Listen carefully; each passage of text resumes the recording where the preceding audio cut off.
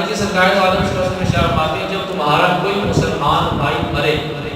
اور اس کی قبر پر مٹی برابر کر چکو تو تم میں ایک شخص اس کی قبر کے سرانے کھڑا ہو کر کہے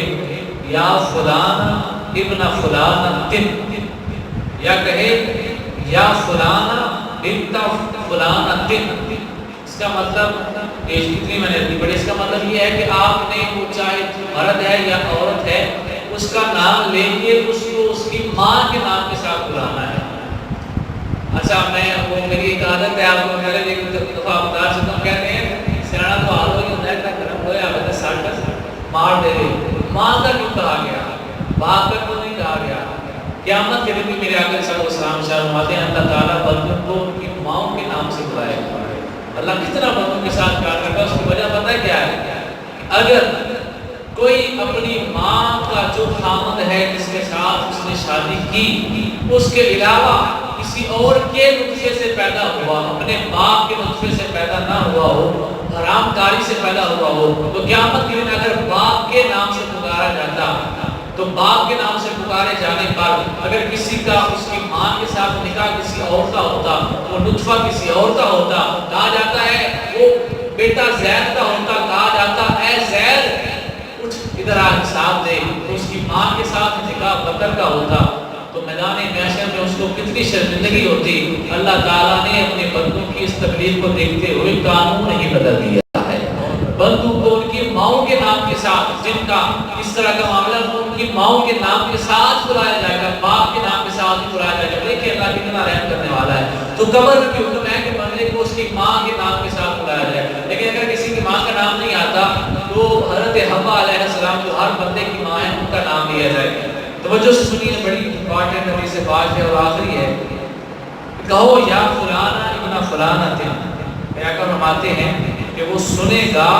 اور جواب نہ دے گا، پھر کہو یا فلانا ابن فلانا تن، یا کہو یا فلانا بنت فلانا تن۔ ہمارا دوسری دفعہ کہنے پر وہ قبر میں سیدھا ہو کر بیٹھ جائے گا، پھر کہو یا فلانا بن فلانا تن یا فلانا بنت فلانا تن۔ فرمایا وہ اٹھ کر بیٹھا تو پہلے ہوا ہے، وہ آگے سے بولے گا کہ اللہ تجھ پہ رحم کرے، بول تو مجھے کیا کہنا چاہتا ہے۔ فرمایا وہ کہے گا لیکن تمہیں اس کی خبر نہیں ہوگی، وہ کہے گا لیکن تمہیں خبر نہیں ہوگی۔ پھر اگر مرد ہے تو آپ نے کہنا ہے اذکر ما خرجت علیہ من الدنیا، یا اگر عورت ہے تو آپ نے پھر کہنا ہے اذکر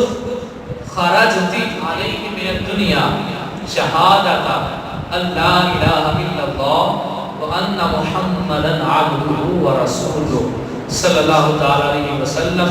وانک رضیت، اور اگر عورت ہے تو آپ نے کہنا ہے وانک رضیت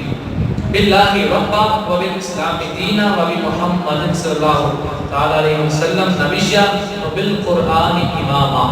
اس کا ترجمہ یہ ہے کہ آپ نے اس کو کہنا ہے کہ یاد کر وہ کلمات جن کی گواہی دیتے ہوئے تو دنیا سے خارج ہوا، یعنی تو دنیا سے فوت ہوا، جو کلمات کہتے ہوئے کہ تو گواہی دے رہا تھا کہ اللہ ایک ہے، اس کے سوا کوئی عبادت کے لائق نہیں، محمد صلی اللہ علیہ وسلم اللہ کے بندے اور اس کے رسول ہیں، اور تو اس بات پہ راضی تھا اللہ تیرا رب ہے، اسلام تیرا دین ہے، محمد صلی اللہ علیہ وسلم تیرے نبی ہیں اور قرآن تیرا امام ہے۔ فرمایا جب تم یہ کہو گے تو نکیرین ایک دوسرے کا ہاتھ پکڑ کر کہیں گے چلو ہم اس کے پاس کیا بیٹھیں گے، لوگ تو اس کو پہلے ہی بتا چکے ہیں کہ اس نے قبر میں جواب کیا دینا ہے۔ جو قبر میں کھڑا ہوا یہ حدیث پڑھ رہا ہے تو منکر نکیر کہیں گے چلو ہم نے کیا کرنا ہے، اس کو تو پہلے جواب اس کے لوگ بتا چکے ہیں۔ تو یہ حدیث سنانے کا ایک مقصد یہ کہ ہم اپنے مردوں کو دفنانے کے بعد ان قبر میں کیا کام کریں، اور دوسرا مقصد یہ کہ یار سوچو جن کا ایک عام ادنا سا امتی ہو، گناہگار سے بھی گناہگار ہو، وہ قبر میں چلا جائے تو اسی نبی کا حکم ہے اس کی قبر پہ کھڑا ہو کے اسے 3 دفعہ اس کی ماں کے نام کے ساتھ بلاؤ، پھر اس کو تلقین کرو۔ تو یار جس نبی کا امت ہی قبر میں زندہ ہے اس نبی کی اپنی شان کا عالم کیا ہوگا، ان کی اپنی شان کتنی عرفہ